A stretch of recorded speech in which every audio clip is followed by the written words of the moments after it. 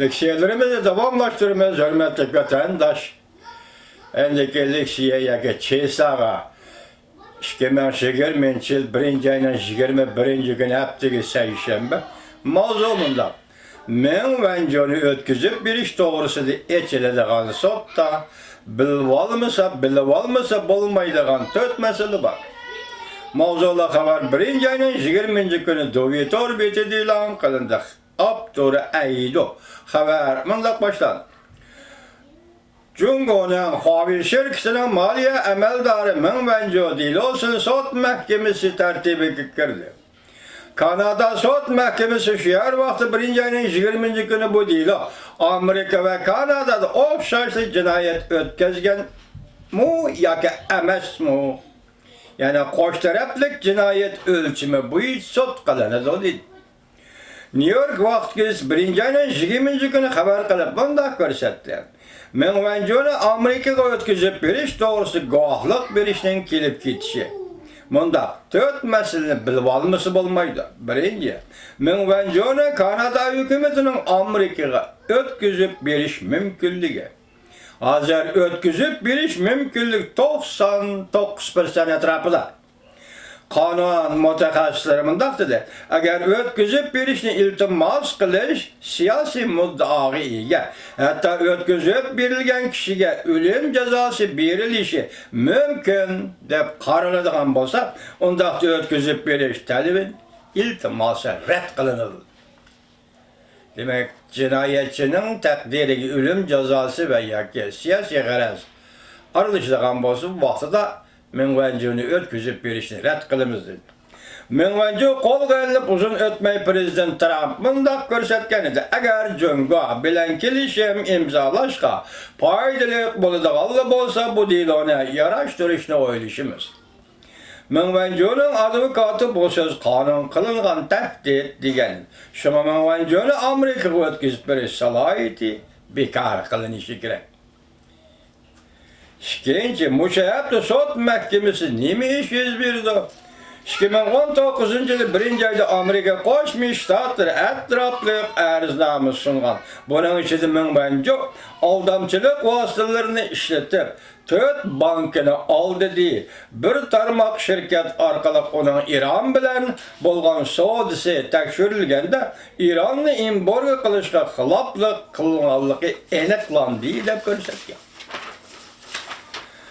Eğer Suudiye bu dilon bir taraf kılışa, dilon koş taraflık cinayet ötküzüş talepleri uygun gelmeydi değilse menvencu günahsız dep oyup birleşi mümkün.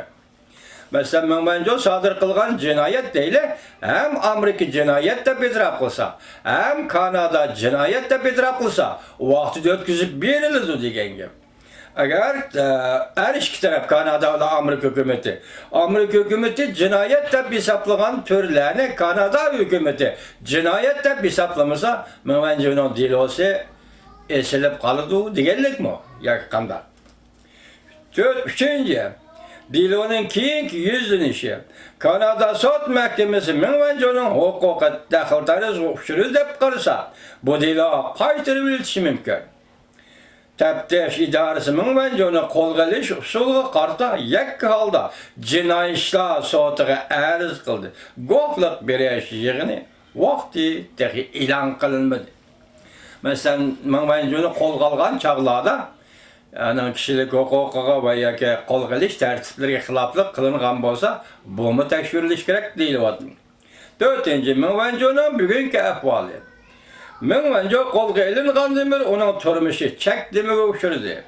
24 saat nazaret aslı yaşaydı. Poska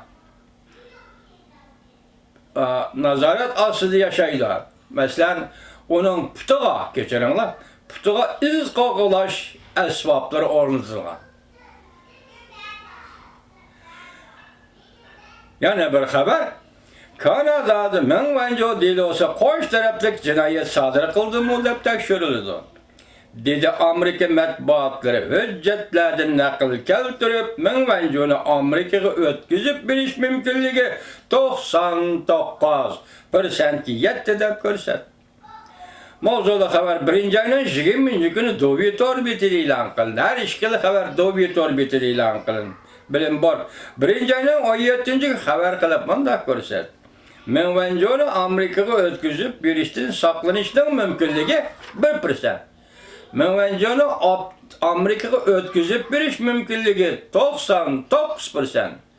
Men bence onu Amerika'ya ötküzüp vermezlik mümkünlüğü fakat 1%. Arlık intihayın zor vatandaş.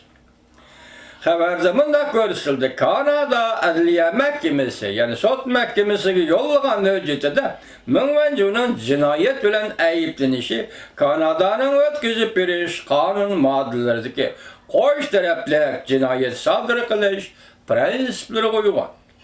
Dep görüşüldü.